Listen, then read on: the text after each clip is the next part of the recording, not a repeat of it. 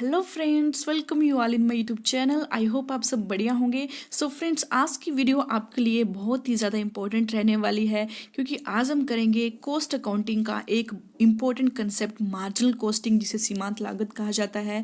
So friends, ये chapter जो है, ये टॉपिक जो है बहुत ही ज़्यादा इंपॉर्टेंट रहने वाला है, क्योंकि इस टॉपिक में से चाहे आप नेट का एग्ज़ाम हो, सेट का एग्ज़ाम हो, पीजीटी कॉमर्स का एग्ज़ाम हो, पीएचडी एंट्रेंस का एग्ज़ाम हो, वहाँ पे क्वेश्चन इससे रिलेटेड पूछे ही जाते हैं। तो इस चैप्टर में आपको फॉर्मूले और उससे रिलेटेड जो है क्वेश्चन है वो प्रैक्टिस अच्छे से करने हैं। ठीक है, तो मेरी पूरी कोशिश रहेगी कि इस वीडियो में जो है मैं वो सारी चीज़ें, जो सारे कंसेप्ट है वो अच्छे से क्लियर करवाऊँ। ओके फ्रेंड्स, अगर आप चैनल पर नए हैं तो चैनल को सब्सक्राइब ज़रूर कीजिएगा। तो आज की वीडियो में हम क्या करने वाले हैं, इसमें हम PB ratios, contributions, break even points और मार्जिन ऑफ सेफ्टी, ये सारे कंसेप्ट यहाँ पे करेंगे। उनके फॉर्मूले साथ में करेंगे, उनसे रिलेटेड जो है न्यूमेरिकल प्रॉब्लम्स है वो भी साथ में करेंगे। हो सकता है ये वीडियो 2 पार्ट्स में आए, तो सेकंड पार्ट्स में जो है आपके जो नेट से रिलेटेड जो क्वेश्चंस रहते हैं, चाहे पीएचडी से रिलेटेड क्वेश्चंस है, पीजीटी से रिलेटेड न्यूमेरिकल प्रॉब्लम्स है, वो उस पार्ट्स में हम करेंगे। ओके फ्रेंड्स, तो वीडियो के अंत तक ज़रूर बने रहिएगा। तो चलिए शुरू करते हैं। मार्जिनल कॉस्टिंग मीन सीमांत लागत। सिंपल भाषा में एक्स्ट्रा यूनिट बनाने का जो खर्चा होता है उसे मार्जिनल कॉस्टिंग कहा जाता है। इकोनॉमिक्स में मार्जिनल कॉस्टिंग का मीनिंग क्या होता है? Cost of producing an extra unit. इसको हम एक एग्जाम्पल से देख लेते हैं। जैसे कि मान लीजिए आपने 10 यूनिट बनाने के लिए 100 रुपये का खर्चा किया। ओके, और अगर आप 11वीं यूनिट बना रहे हो तो इसके लिए आपको 110 रुपये खर्चा करना पड़ेगा। ठीक है, मीन 100 से 110 जो है आपका खर्चा हुआ, मीन 10 रुपये एक्स्ट्रा बढ़ गए। तो ये जो 10 रुपये होंगे ये क्या होंगे? ये आपकी मार्जिनल कॉस्ट होगी। ओके फ्रेंड्स, आई होप आपको ये क्लियर हुआ होगा। लेकिन अगर बात की जाए कॉस्ट अकाउंटिंग की, तो कॉस्ट अकाउंटिंग में मार्जिनल कॉस्टिंग को वेरिएबल कॉस्ट कहा जाता है। क्या? जो आपकी मार्जिनल कॉस्टिंग है उसको वेरिएबल कॉस्ट का नाम दिया गया है। एग्जाम में पूछ ली जाता है कि मार्जिनल कॉस्टिंग का दूसरा नाम क्या है, तो दैट इज वेरिएबल कॉस्ट। अभी हम आगे वेरिएबल कॉस्ट, फिक्स कॉस्ट, इन सब कॉस्ट के बारे में डिटेल में पढ़ेंगे। नेक्स्ट आता है टाइप ऑफ कॉस्ट। तो डिफरेंट तरह की कॉस्ट होती है। मेन जो है 3 तरह की कॉस्ट होती है, दैट इज वेरिएबल कॉस्ट, परिवर्तनशील लागत, फिक्स कॉस्ट, स्थिर लागत, और सेमी वेरिएबल कॉस्ट, जिसे अर्ध परिवर्तनशील लागत भी कहा जाता है। तो चलिए इनको एक एक करके समझते हैं। तो सबसे पहले आता है आपका वेरिएबल कॉस्ट, परिवर्तनशील लागत। वेरिएबल कॉस्ट क्या होती है? The cost which varies from unit to unit. जो यूनिट टू यूनिट वेरी करेगी, लेकिन पर यूनिट जो है हमेशा सेम रहेगी। एग्जाम्पल के लिए मटेरियल और लेबर की कॉस्ट। ठीक है, तो वेरिएबल कॉस्ट में क्या होता है? जो लागतें उत्पादन के बढ़ने से, प्रोडक्शन के बढ़ने से जो लागतें जो है आपकी वेरिएबल कॉस्ट भी बढ़ती है, और उत्पादन के घटने से जो है आपकी वेरिएबल कॉस्ट भी कम होती है। लेकिन पर यूनिट जो है ये हमेशा हमेशा जो है सेम रहेगी। ठीक है, तो पर यूनिट कैसे सेम रहेगी, इसको हम एक एग्जाम्पल के थ्रू समझेंगे। जैसे कि एग्जाम्पल के लिए 1 यूनिट जो है बनाने पर जो है आपकी 10 रुपये जो पर यूनिट है वो आपका मटेरियल लग रहा है। ठीक है, तो 1 रुपये जो है, सॉरी, 1 यूनिट बनाने पे जो है आपका टोटल कितना हो जाएगा? 10 रुपये खर्चा हो जाएगा।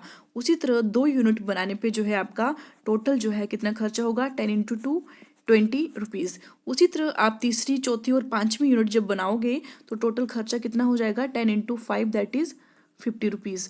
मीन देखिए, आपकी जो वेरिएबल कॉस्ट है वो वेरी तो हो रही है, लेकिन जो पर यूनिट कॉस्ट है, यहाँ पे आप देख रहे हो कि जो 10 रुपये है, ठीक है, 10 रुपये ये आपकी पर यूनिट कॉस्ट है, वो चेंज नहीं होती है, वो हमेशा कॉन्स्टेंट रहेगी।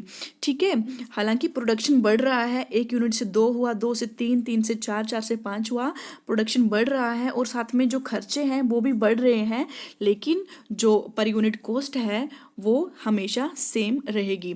देखिए, इकोनॉमीज ऑफ स्केल आपने पढ़ा होगा, जिसमें क्या कहा जाता था कि जहाँ पे अगर प्रोडक्शन लार्ज स्केल पे होती है तो क्या होगा?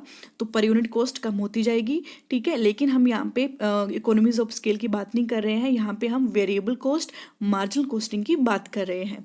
आई होप आपको ये कंसेप्ट क्लियर हुआ होगा। अभी हम इसको एक डायग्राम के थ्रू समझेंगे, वेरिएबल कॉस्ट को। देखिए, सबसे पहले हम वेरिएबल कॉस्ट की डायग्राम इस तरह से जो है उसको शो करेंगे। यहाँ पे हम लेंगे यूनिट्स, यूनिट्स या प्रोडक्शन भी इसको कह सकते हैं, और यहाँ पे आपकी कॉस्ट आएगी। ठीक है, एक्स एक्सिस पे आपका यूनिट और प्रोडक्शन, और आपका ये वाई एक्सिस पे कॉस्ट जो है यहाँ पे आएगी। ठीक है, तो आपकी वेरिएबल कॉस्ट इस तरह से रहती है। जैसे जैसे यूनिट्स यहाँ पे जैसे लिखी 1 यूनिट, 2 यूनिट, 3, 4 यूनिट्स, ठीक है, और कॉस्ट यहाँ पे 5, 10, 15 जितना भी ले लो। ठीक है, जैसे जैसे आपकी प्रोडक्शन बढ़ती जाएगी, ठीक है, पर यूनिट जो है आपकी जो यूनिट्स बढ़ती जाएगी, वैसे वैसे जो आपकी वेरिएबल कॉस्ट है वो भी वेरी होती जाएगी। जैसा कि हमने लास्ट जो एग्जांपल था उसमें किया कि यूनिट जो है जैसे जैसे बढ़ती जाएगी वैसे वैसे जो आपकी कॉस्ट है वो भी बढ़ती जाएगी। ओके, अगर वेरिएबल कॉस्ट को पर यूनिट डिज़ाइन करते हैं तो कुछ इस तरह से जो है ये डायग्राम बनेगी। अगर वेरिएबल कॉस्ट को पर यूनिट डिज़ाइन करेंगे तो वेरिएबल कॉस्ट पर यूनिट तो सेम रहेगी, जैसे कि आपने लास्ट एग्जाम्पल में देखा जहाँ पे 10 रुपये पर यूनिट सेम रहती है। चाहे प्रोडक्शन कितना भी बढ़ा दो वो सेम रहेगा। ओके, तो प्रोडक्शन चाहे जितना भी बढ़ा दो ये हमेशा सेम रहेगी। जैसे कि यहाँ पे 5, यहाँ पे 10 रुपीज़ और यहाँ पे 15 ले लेती हूँ, तो वो हमेशा 10 रुपये पर यूनिट ही रहेगी। ओके, इसमें कोई चेंज नहीं होगा। आई होप आपको वेरिएबल कॉस्ट का जो कंसेप्ट है वो समझ आया होगा। नेक्स्ट आती है फिक्स्ड कॉस्ट मीन्स स्थिर लागत। तो स्थिर लागतें ऐसी लागतें होती है चाहे प्रोडक्शन जितना भी कर लो, ठीक है, चाहे प्रोडक्शन कम करो चाहे प्रोडक्शन ज़्यादा करो, ये खर्चे आपको उठाने ही पड़ेंगे, इनको आप इग्नोर नहीं कर सकते।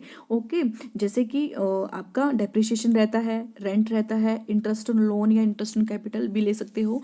ठीक है, तो रेंट जो फिक्स है, जैसे कि रेंट आपका 5000 जो है पर मंथ है, तो ये तो फिक्स ही रहेगा, ये आपको देना ही पड़ेगा, चाहे आपकी प्रोडक्शन 10,000 यूनिट हो चाहे आपकी 20,000 यूनिट हो। ओके, इसको डायग्राम के द्वारा कैसे शो करेंगे अभी वो देखते हैं। तो इस तरह से इसकी डायग्राम रहती है आपकी फिक्स्ड कॉस्ट की। तो आपका यहाँ पे यूनिट्स और प्रोडक्शन और यहाँ पे आपकी कॉस्ट रहती है। तो यूनिट्स चाहे आप कितनी भी प्रोड्यूस कर लो, प्रोडक्शन कितनी भी कर लो, ठीक है, तो ये आपकी कॉस्ट जो है फिक्स कॉस्ट हमेशा सेम ही रहने वाली है, ये चेंज नहीं होगी। अगर फिक्स कॉस्ट को जो है पर यूनिट डिज़ाइन करना हो तो उसका डायग्राम इस तरह से रहेगा। ठीक है, तो इसका डायग्राम इस तरह से रहेगा डाउन स्लोप में। तो पर यूनिट का जो डायरेक्शन रहेगा डिक्रीजिंग मोड पर आएगा। ओके, मीन प्रोडक्शन जैसे जैसे बढ़ाई जाती है वैसे वैसे जो फिक्स कॉस्ट की जो पर यूनिट है, पर यूनिट फिक्स कॉस्ट जो है वो कम होती जाएगी। एग्जाम्पल के लिए थोड़ा सा देख लेते हैं। एग्जाम्पल के लिए आप जो है रेंट देते हो कितने का, 10,000 रुपये का, ठीक है, और आप 1,000 यूनिट जो है बनाते हो, 1,000 यूनिट बनाते हो। ओके, अब जो है आप 1,000 की जगह 2,000 यूनिट्स बना रहे हैं, तो क्या आपका जो रेंट है वो चेंज होगा? जी नहीं, रेंट आपको उतना ही देना पड़ेगा 10,000 यूनिट का। ओके फ्रेंड्स, तो देखिए पहले केस में क्या था, जब रेंट आपका 10,000 था और आप 1,000 यूनिट प्रोड्यूस कर रहे थे, तो पर यूनिट कॉस्ट कितनी आएगी? 10,000 को डिवाइड कर दो आप 1,000 से, तो आपकी पर यूनिट कॉस्ट कितनी हो जाएगी? ये आपकी 10 रुपये पर यूनिट कॉस्ट हो जाएगी। ओके, और अगर आप रेंट जो है 10,000 का देते हो और आपकी जो टोटल जो यूनिट्स है कितनी प्रोड्यूस की गई? 2,000 प्रोड्यूस की गई। ठीक है, तो आपकी पर यूनिट कॉस्ट कितनी हो जाएगी? 10,000 को डिवाइड कर दो 2,000 से, तो इस केस में जो आपकी पर यूनिट कॉस्ट है वो कम होके 5 हो जाएगी। ठीक है, मीन जैसे जैसे आप प्रोडक्शन जो है बढ़ाते जाओगे तो आपकी जो फिक्स कॉस्ट पर यूनिट है वो आपकी क्या होती जाएगी? कम होती जाएगी। That's why it is downward sloping. ठीक है, तो इसका स्लोप जो है डाउनवर्ड में है। आई होप आपको ये कॉन्सेप्ट क्लियर हुआ होगा। एक क्वेश्चन है वेरी इंपॉर्टेंट, ये क्वेश्चन पेपर में अपीयर हुआ था। ठीक है, तो ये हम देखते हैं आपके नेट के एग्जाम में। तो सबसे पहले ये क्वेश्चन पढ़ लेते हैं। If total cost is 260, total cost 260 दे रखी है, वेरिएबल कॉस्ट भी 60 दे रखी है, what will be the total fix cost? तो यहाँ पे पूछा है कि टोटल फिक्स कॉस्ट कितनी होगी अगर आउटपुट जो है उत्पादन 100 यूनिट किया जाता है या फिर 200 यूनिट किया जाएगा। तो देखिए सबसे पहले तो आपको पता होना चाहिए जो टोटल कॉस्ट है वो किसके बराबर होती है? Fix cost plus variable cost के। ओके, तो टोटल कॉस्ट हमें दे रखा है, फॉर्मूले में फिट कर दीजिए values. 260 equal to fix cost plus variable cost दे रखा है 60, तो फिक्स कॉस्ट आप यहाँ पे निकाल सकते हो, दैट इज 260 माइनस 60 200। तो फिक्स कॉस्ट कितनी होगी? 200 होगी। अब ये बोल रहे हैं कि 100 यूनिट जो है प्रोड्यूस की जाती है और 200 यूनिट प्रोड्यूस की जाती है, तो बताइए फिक्स कॉस्ट कितनी होगी। ठीक है, यहाँ पे ऑप्शन दे रखे हैं, आपने इनमें से बताना है। तो देखिए अगर 100 यूनिट प्रोड्यूस की जाएगी तो क्या होगा, आपकी फिक्स कॉस्ट 200 होगी। अगर 200 यूनिट प्रोड्यूस की जाएगी तो क्या आपकी फिक्स कॉस्ट जो है 400 हो जाएगी क्या? जी नहीं, आपकी फिक्स कॉस्ट जो है 200 ही रहने वाली है, क्योंकि आपको पता है कि फिक्स कॉस्ट जो है चाहे लेवल ऑफ प्रोडक्शन कितना भी हो, आपकी फिक्स कॉस्ट जो है रिमेन कांस्टेंट रहती है टोटलिटी में, ठीक है, इरिस्पेक्टिव ऑफ आपकी लेवल ऑफ प्रोडक्शंस, ठीक है। तो प्रोडक्शन लेवल चाहे कितना भी हो जाए, फिक्स कॉस्ट आपकी हमेशा सेम रहेगी इन दोनों ही केसेस में। तो इसका जो राइट आंसर हो जाएगा दैट इज 200 और 200, दोनों केसेस में 200 ही आपकी फिक्स कॉस्ट रहेगी। तो इसका A is right answer. Next आपकी थर्ड नंबर पे सेमी वेरिएबल कॉस्ट, जिसे अर्ध परिवर्तनशील लागत भी कहते हैं, जिसमें आपके फिक्स कॉस्ट और वेरिएबल कॉस्ट जो है दोनों ही शामिल होती है। It is a combination of variable as well as fixed cost, ठीक है। तो एग्जांपल के लिए हम इलेक्ट्रिसिटी बिल को लेके चलते हैं। तो देखिए इलेक्ट्रिसिटी बिल में कुछ प्रोपोर्शन जो है वेरिएबल कॉस्ट रहती है, तो कुछ प्रोपोर्शन फिक्स कॉस्ट रहती है।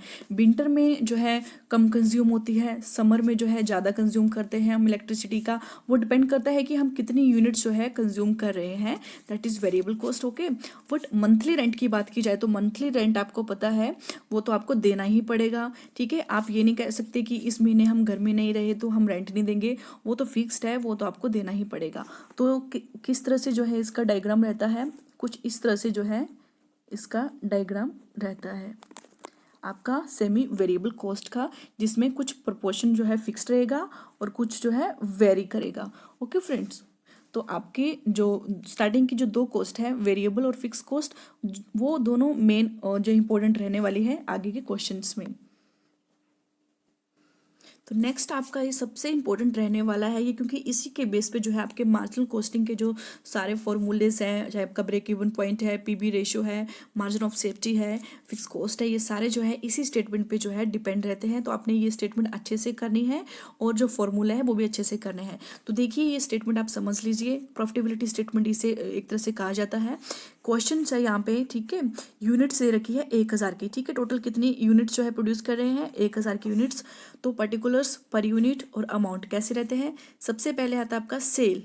सेल आपका पर यूनिट यहाँ पे दे रखा है 10 रुपीज़ और टोटल अमाउंट है आपका 10,000। 10,000 कैसे, क्योंकि टोटल यूनिट है 1000, इसको मल्टीप्लाई कर दीजिए 10 से, तो टोटल 10,000 हो जाएगा। सेल में से अगर आप वेरिएबल कॉस्ट को लेस कर दोगे, ठीक है, तो आपके पास क्या आ जाएगा, कंट्रीब्यूशन आ जाएगा। तो वेरिएबल कॉस्ट आपकी 6 पर यूनिट है, और अगर टोटल की बात की जाए तो 1000 इंटू आप 6 कर दीजिए, 6000 आ जाएगा, ठीक है। अब 6000 को 10,000 से लेस कर दीजिए, वो आपके पास कंट्रीब्यूशन आ जाएगा। क्या इस कंट्रीब्यूशन को फिक्स को आप प्रॉफिट बोलोगे? जी नहीं, कंट्रीब्यूशन को हम प्रॉफिट नहीं बोलेंगे जब तक कि कंट्रीब्यूशन में से फिक्स कॉस्ट को लेस ना कर दिया जाए, ठीक है। तो आपकी जो फिक्स कॉस्ट है इसको लेस कर दीजिए, जो कि पर यूनिट नहीं रहती है, इसको हम पर यूनिट नहीं लेते हैं, इसको हमेशा हम टोटलिटी के रूप में लेते हैं, टोटल अमाउंट के रूप में लेते हैं, ठीक है। तो ये आपका टोटल फिक्स कॉस्ट कितनी है, 2000, तो इसको भी लेस कर दीजिए और जो बचेगा वो होगा प्रॉफिट, ठीक है। तो इस तरह से ये स्टेटमेंट रहती है। तो अगर सेल्स में से वेरिएबल कॉस्ट को लेस कर दी जाए तो कंट्रीब्यूशन आएगा, अगर कंट्रीब्यूशन में से फिक्स कॉस्ट को लेस कर दी जाए तो प्रॉफिट आता है, ओके। तो इसी के बेस पे जो है आगे हम क्वेश्चन करेंगे। तो सबसे पहले तो हम इन सभी का जो है फॉर्मूले देखेंगे, ठीक है। तो आगे कंटिन्यू करते हैं। तो चलिए शुरू करते हैं। सबसे पहले कंट्रीब्यूशन से शुरू करेंगे। कंट्रीब्यूशन क्या है, अंशदान जिसे कहते हैं, ठीक है। कंट्रीब्यूशन का यहाँ मीनिंग है वो देख लेते हैं। Contribution is the excess of sale over its variable cost is called contribution. Mean अगर सेल्स में से वेरिएबल कॉस्ट को जो है लेस कर देते हैं तो हमारे पास क्या आ जाएगा, कंट्रीब्यूशन आ जाएगा। तो कंट्रीब्यूशन को निकालने के बहुत से फॉर्मूलेस हैं, ठीक है। मेन इंपॉर्टेंट जो फॉर्मूले हैं वो आपके सामने दे रखे हैं मैंने, तो आपने ये अच्छे से करने हैं। तो सबसे पहले जो है एक स्टेटमेंट है, ठीक है, वो आपने ध्यान से समझ लेनी है, ये वाली, sales minus variable cost equal to fix cost plus minus profit. Plus minus profit mean profit होगा तो प्लस कीजिए फिक्स कॉस्ट में, अगर लॉस होगा तो उसको माइनस कीजिए फिक्स कॉस्ट से, ठीक है। तो ये स्टेटमेंट आपने अच्छे से कर लेनी है, क्योंकि इसी स्टेटमेंट को आप आगे पीछे करके शफल करके जो है बाकी फिक्स कॉस्ट निकाल सकते हो, इसमें से प्रॉफिट निकाल सकते हो, इसी स्टेटमेंट से वेरिएबल कॉस्ट निकाल सकते हो, सेल्स निकाल सकते हो। जैसे कि यहाँ पे सेल्स निकाली गई है इसी स्टेटमेंट से, तो सेल्स का फॉर्मूला ये दे रखा है, वेरिएबल कॉस्ट आपका ये वेरिएबल एक्सपेंसेस या कॉस्ट प्लस फिक्स कॉस्ट या फिक्स एक्सपेंसेस प्लस प्रॉफिट। ठीक है, अब कंट्रीब्यूशन को निकालने के फॉर्मूले जो मेन है वो ये रहते हैं। सबसे पहला है सेल्स माइनस वेरिएबल कॉस्ट, जैसे कि हमने आपको पता है अभी जो हमने किया sales minus variable cost equal to contribution, तो ये आपका क्लियर हो गया एक फॉर्मूला। नेक्स्ट है कंट्रीब्यूशन का formula fix cost plus profit minus loss. ठीक है, तो देखिए इस स्टेटमेंट पे जाइए जरा, सेल्स माइनस वेरिएबल कॉस्ट है ना, तो सेल्स माइनस वेरिएबल कॉस्ट किसके बराबर है, फिक्स कॉस्ट प्लस प्रॉफिट। तो कंट्रीब्यूशन का फॉर्मूला तो एक ये भी है जो हमने अभी किया ये वाला, तो कंट्रीब्यूशन का दूसरा फॉर्मूला क्या है, ये वाला, क्योंकि दोनों इक्वल हैं। ठीक है, तो कंट्रीब्यूशन का फॉर्मूला दूसरा ये भी है fix cost plus profit minus loss. और कंट्रीब्यूशन का एक और फॉर्मूला है सेल्स इनटू पीबी रेशो। ठीक है, तो सेल्स को जो है अगर मल्टीप्लाई कर दोगे पीबी रेशो से, वो हम आगे देखेंगे कि पीबी रेशो कैसे निकालते हैं, तो उससे भी कंट्रीब्यूशन जो है निकाला जा सकता है। और अगर पर यूनिट कंट्रीब्यूशन निकालना है तो पर यूनिट कंट्रीब्यूशन के लिए ये फॉर्मूला है sale per unit minus variable cost per unit. कुछ नहीं करना है, पर यूनिट जो दे रखी होगी अमाउंट उसी से जो है आपने वो वैल्यू लेनी है और यहाँ पे लेस कर देनी है। तो इस तरह से ये आपके जो कंट्रीब्यूशन के फॉर्मूले रहते हैं। और यहाँ पे कुछ फैक्ट हैं, कंट्रीब्यूशन जो है हमेशा अगर जो है लेस होगा फिक्स कॉस्ट से तो कंपनी जो है क्या क्या क्या होगा, कंपनी के लिए ये लॉस होगा। मान लीजिए देखिए कंट्रीब्यूशन मेन मान लीजिए 10,000 है, अगर कंपनी ने सिर्फ 10,000 ही कमाया लेकिन कंपनी की फिक्स कॉस्ट जो है 15,000 है, कंपनी जो है अपने इस 10,000 से फिक्स कॉस्ट जो आपकी 5,000 रहती है उसको भी कवर नहीं कर पा रही है, मेन ये कंपनी के लिए क्या है, लॉस है। ठीक है, अगर कंट्रीब्यूशन ज़्यादा होगा फिक्स कॉस्ट से तब तो बेटर है। ठीक है, मेन फिक्स कॉस्ट से जो है कंट्रीब्यूशन हमेशा ज़्यादा होना चाहिए ताकि कंपनी अपनी कम से कम फिक्स कॉस्ट को तो पूरी कर सके। ओके, अगर कंट्रीब्यूशन और फिक्स कॉस्ट दोनों ही बराबर रहते हैं तो मीन कंपनी को ना तो प्रॉफिट होगा ना लॉस होगा। ठीक है, तो ये एक कंसेप्ट था जो आपको क्लियर होना चाहिए। ओके, एक क्वेश्चन है जो पीजीटी कॉमर्स 2016 से मैंने उठाया है ये। ठीक है, तो यहाँ पे पूछा है कि कंट्रीब्यूशन लेस फिक्स कॉस्ट, अंशदान से अगर हम आपकी स्थिर लागत को कम कर देते हैं तो आपके पास क्या आएगा, बताइए जरा। तो देखिए प्रॉफिट आएगा, सेल आएगा, प्राइस आएगा या आपका मार्जिन ऑफ सेफ्टी आएगा। तो देखिए हमने इस स्टेटमेंट में क्या किया था, कंट्रीब्यूशन से लेस फिक्स कॉस्ट किया तो हमारे पास क्या आया, प्रॉफिट आया। ठीक है, यही किया था ना, 4,000 माइनस 2,000 इक्वल टू 2,000। तो इस क्वेश्चन को आप अच्छे से सॉल्व कर सकते हो, तो इसका आंसर क्या होगा, प्रॉफिट। अभी हमने कंट्रीब्यूशन समझा, अब नेक्स्ट जो है फॉर्मूला समझेंगे हम पीबी रेशो के बारे में। ये आपकी पीबी रेशो की फुल फॉर्म है प्रॉफिट वॉल्यूम रेशो। ठीक है, तो इसका डेफिनेशन दे रखा है कि it is the ratio of contribution to sales and expressed generally in terms of percentage. तो ये रेशो है किसके बीच में, कंट्रीब्यूशन और सेल के बीच में, और इसको हमेशा जो है परसेंटेज के रूप में जो है शो किया जाएगा, तभी इसको जो है यहाँ पे 100 से मल्टीप्लाई किया जाता है। तो इसका फॉर्मूला किस तरह से रहता है, तो इसका यहाँ पे 2-3 फॉर्मूले हैं। सबसे पहला है PB ratio equal to contribution over sale into 100। Contribution, तो कंट्रीब्यूशन हमें पता है सेल्स माइनस वेरिएबल कॉस्ट है।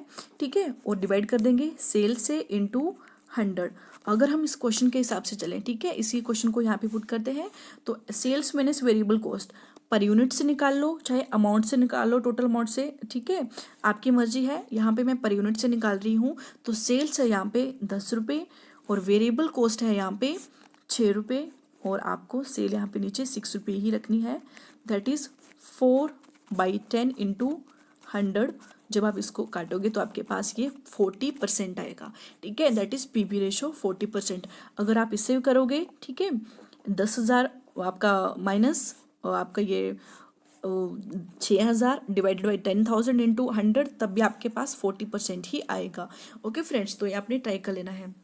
नेक्स्ट इसका फॉर्मूला है पीबी रेशो का 1 माइनस वेरिएबल कॉस्ट रेशो। तो ऐसे भी आप निकाल सकते हो। ठीक है, अगर आपके पास एग्जाम में जो है वेरिएबल कॉस्ट रेशो दे रखी है, तो अगर आप उसको एक में से जो है लेस कर दोगे तो आपके पास पीबी रेशो निकल कर आ जाएगी।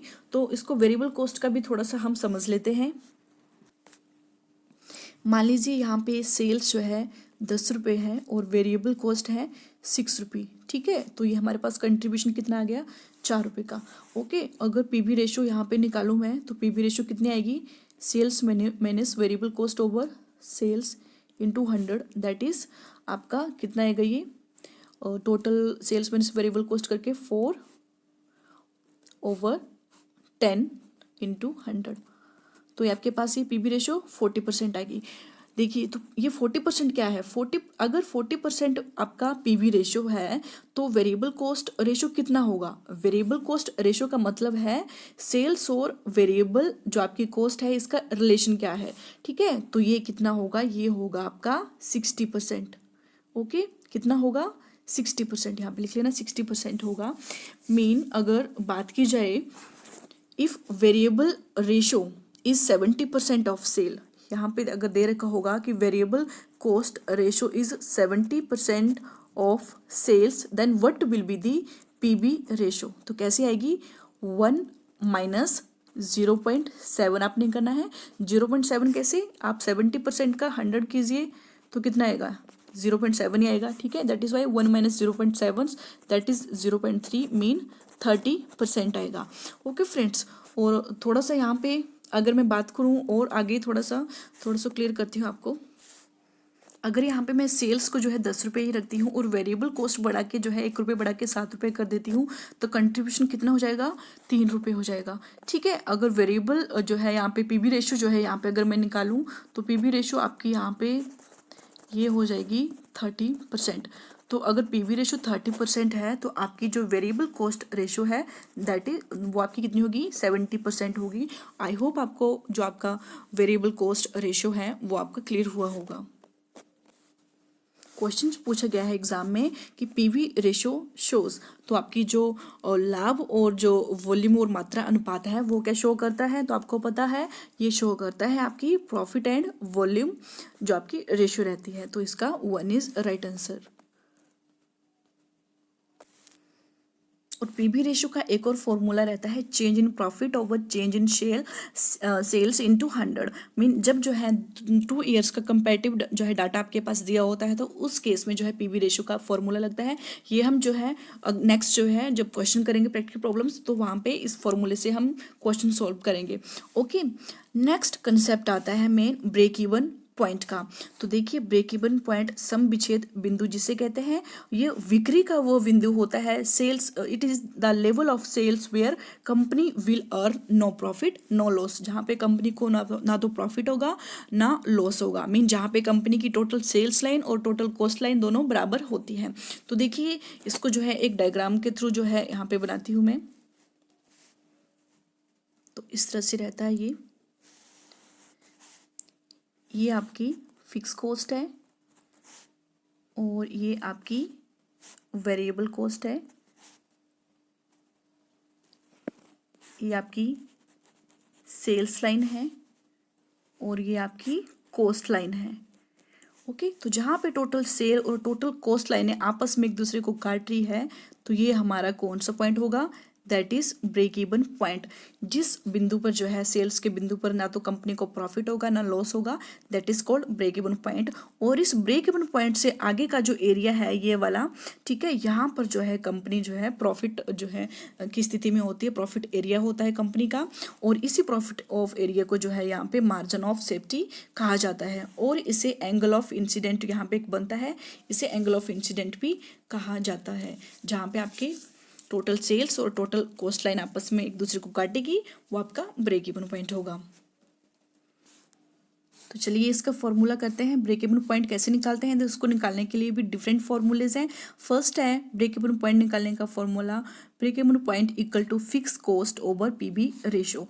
तो देखिए हमने पीबी रेशो भी समझ लिया है, ठीक है, और आपका फिक्स कॉस्ट जो है यहाँ पे दे रखी होगी। तो इस एग्जाम्पल के थ्रू हम इसे समझेंगे। फिक्स कॉस्ट यहाँ पे कितनी है, 2000, तो 2000 लिख दीजिए।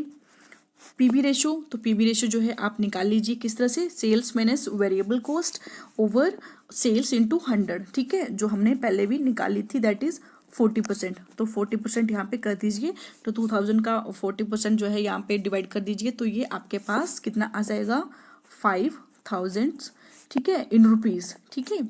तो मीन कि अगर सेल्स जो है यहाँ पे सेल्स जो है 10,000 की जा रही है तो प्रॉफिट 2,000 का होगा आपको, ठीक है। लेकिन अगर सेल 5,000 की जा रही है तो कंपनी को ना तो प्रॉफिट होगा ना कोई लॉस होगा, क्योंकि ये कंपनी का ब्रेक इवन पॉइंट है। इतनी सेल तो कंपनी को जो है करनी ही पड़ेगी, और इससे आगे जो सेल होगी वो कंपनी की क्या मानी जाएगी, प्रॉफिट या मार्जिन ऑफ सेफ्टी मानी जाएगी।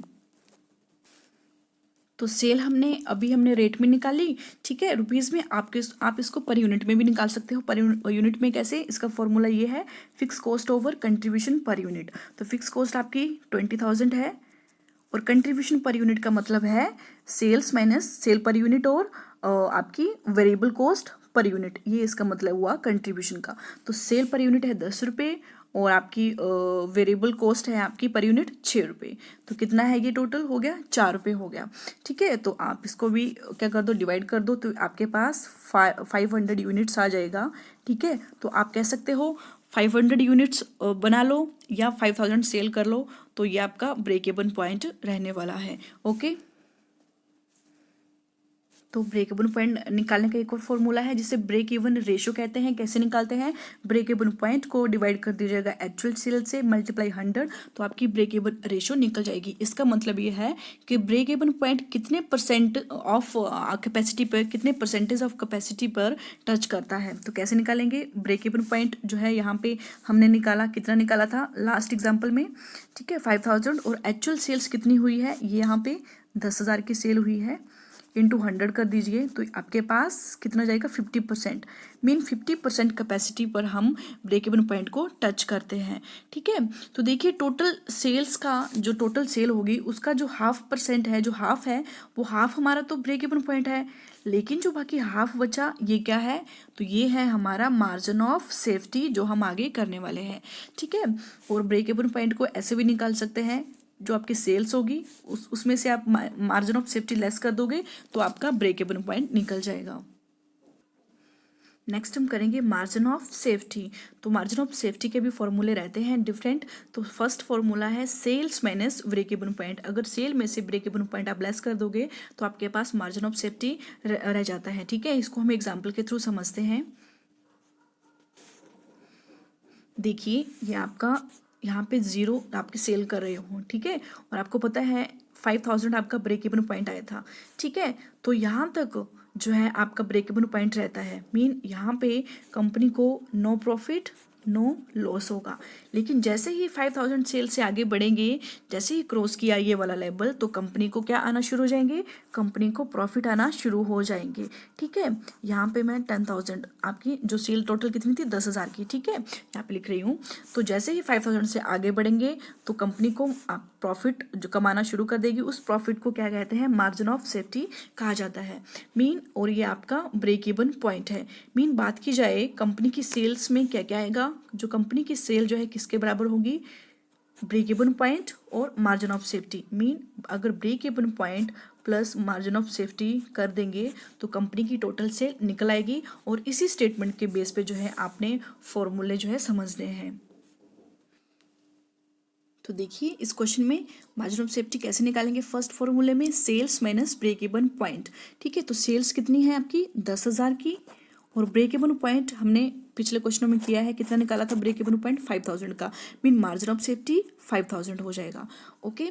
सेकंड फॉर्मूला है, सबसे इंपॉर्टेंट है, ठीक है। कैसे निकालेंगे मार्जिन ऑफ सेफ्टी, प्रॉफिट को डिवाइड करेंगे प्रॉफिट वॉल्यूम रेशो से। तो देखिए प्रॉफिट कितना है, यहाँ पे 2,000 है, 2,000 को डिवाइड करेंगे पीबी रेशो से। पीबी रेशो हमने पहले वाली लेंगे जो हमने कैलकुलेट की अभी तक 40%। तो जब ये सॉल्व करेंगे तो हमारे पास 5,000 आ जाएगा, मीन सेम, ठीक है। फॉर्मूला अलग है लेकिन सेम वैल्यू आएगी। तो 5,000 आपका मार्जिन ऑफ सेफ्टी रहता है।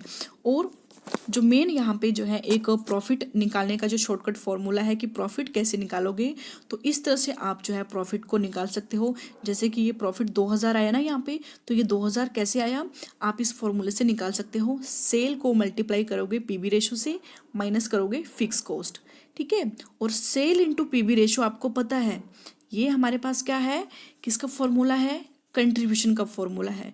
ठीक है, एक बार फिर से आप जो है बैक जाके देख सकते हो। कंट्रीब्यूशन का फॉर्मूला हमने एक ये भी किया था कि सेल इनटू पीबी रेशो। अगर उसमें से माइनस फिक्स कॉस्ट कर देंगे तो हमारे पास प्रॉफिट आ जाएगा। कैसे, देखिए सेल कितनी है 10,000 और इनटू पीबी रेशो 40% और इसमें से माइनस कर दो फिक्स कॉस्ट कितनी है 2,000 की। जब इसको सॉल्व करोगे आप, ठीक है, ये आपका 4,000 माइनस 2,000 आएगा, मीन 2,000 आपका क्या आ जाएगा, प्रॉफिट आ जाएगा जो हमने यहाँ पे निकाला। तो ठीक है, इस तरह से आप जो है ये इन फॉर्मूलों के माध्यम से, इन फॉर्मूलों की सहायता से आप अपना क्वेश्चन जो है सॉल्व कर सकते हो। तो देखिए क्वेश्चन है यहाँ पे, which of the following should be achieved by A business firm at the earliest. तो बिजनेस फर्म जो है सबसे पहले किसको अचीव करती है, क्या बजटेड सेल को अचीव करेगी, ब्रेक इवन पॉइंट को अचीव करेगी, रिटर्न ऑन इन्वेस्टमेंट को अचीव करेगी, या मार्केट शेयर को।